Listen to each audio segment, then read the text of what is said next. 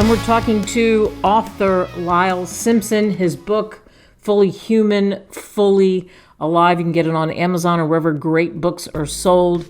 And we've been talking about Maslow's levels, the hierarchy of needs. And we just left in discussing the basic level. So it is all about mastering and moving on, right?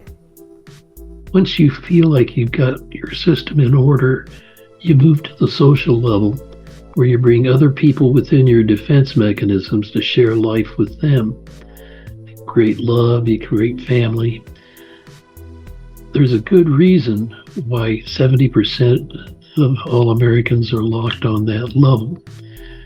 And there could be 1,000 different reasons. Religion is one, and we can go back into that when I get done here if you want. But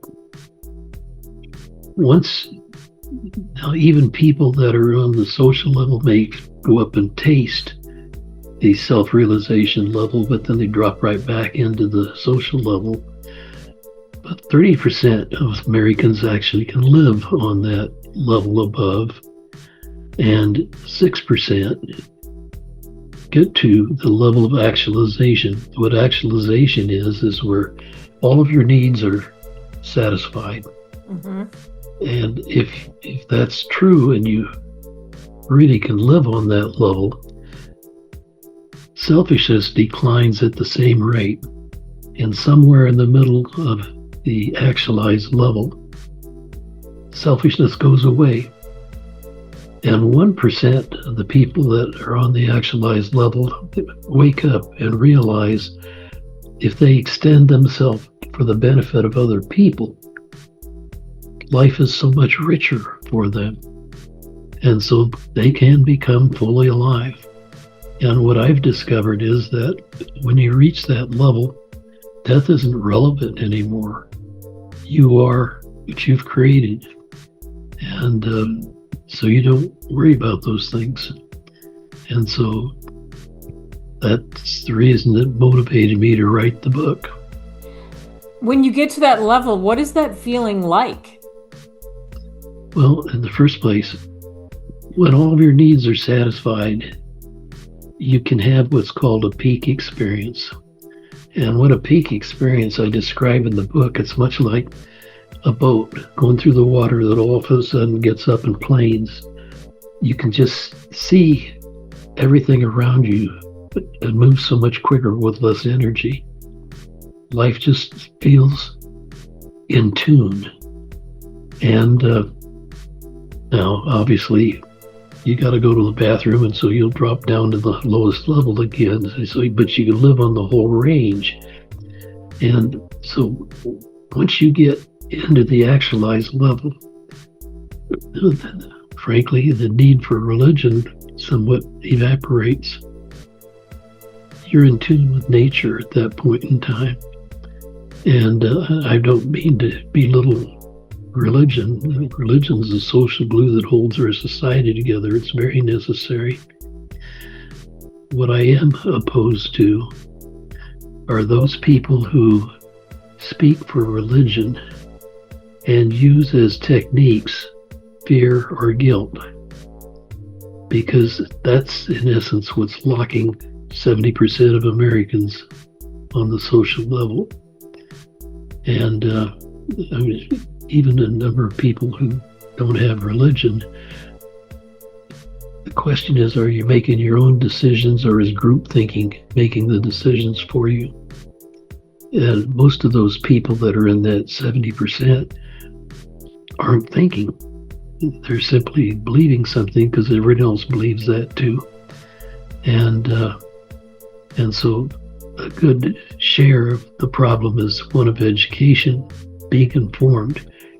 And so my book tries to address all of those things to help you build bridges over the barriers that you have. Well, since there's 1,000 different reasons why you have a barrier, I obviously can't cover all of that, but I do cover the range of those kinds of problems. So hopefully you can identify in there where you are, or you could simply ignore it and move on. That in itself builds a bridge. And so that's the purpose for the book. Yeah, and again, the book is such a good read. You just laid it out. Fully human, fully alive. And you had some incredible experiences because you embraced that, because it hit you, because then it became your life. And you saw that grow, didn't you? You saw humanism grow. When you look at and by the way, what a humanist is, it's a person that assumes the responsibility for themselves. They're not letting somebody else control them. And it goes into the question of how you test what it is you're willing to accept and believe. You know, we all have to accept our doctor at some point in time when we're really sick. But if we assume the responsibility for ourselves, if we're told we have to have surgery, for instance, we can get a second opinion. We can get ourselves educated.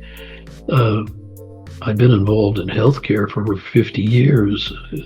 Started out chairman of a public hospital in order to build a mental health hospital. And I've been involved in Iowa's largest hospital system, 24 years, because I can see that for every hour I put in there that it helps lots of other people some way or another. Anyway, I'm not trying to bore you, but I do find that once you get to the point you're totally satisfied as an individual, so you spend your time trying to make the world a better place for other people without asking for anything. There's no selfish intent at that point. You don't even need to be identified. And I have not sought that, but you just feel right about what you're doing. And you can see that your life is actually making a difference for other people. Well, my book is a result.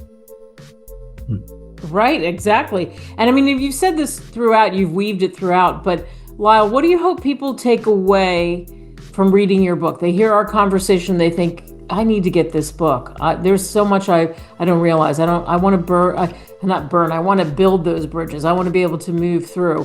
What would you hope the takeaway is for a lot of the people?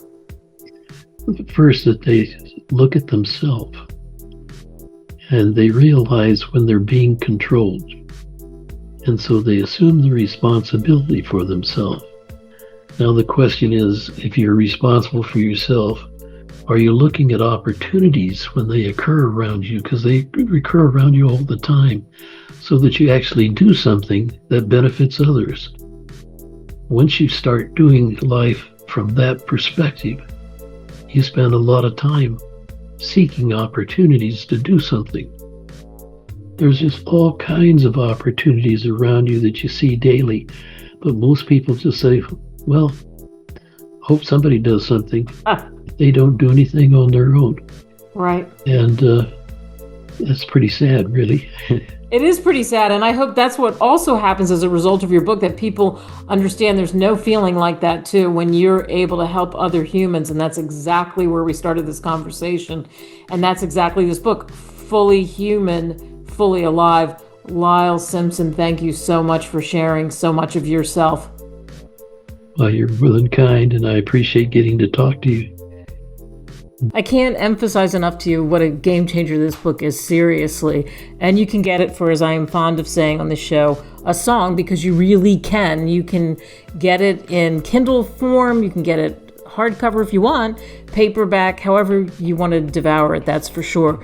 But you think about that self-awareness, you think about emotional intelligence and personal growth, and that is Fully Human, Fully Alive. It really does encourage you to embark on your own journey of self-discovery and transformation, and it really challenges, Lyle does, he challenges us to confront our fears and embrace whatever your vulnerabilities are and cultivate those more meaningful, deeper relationships, because it is about connection, for goodness sake, isn't it?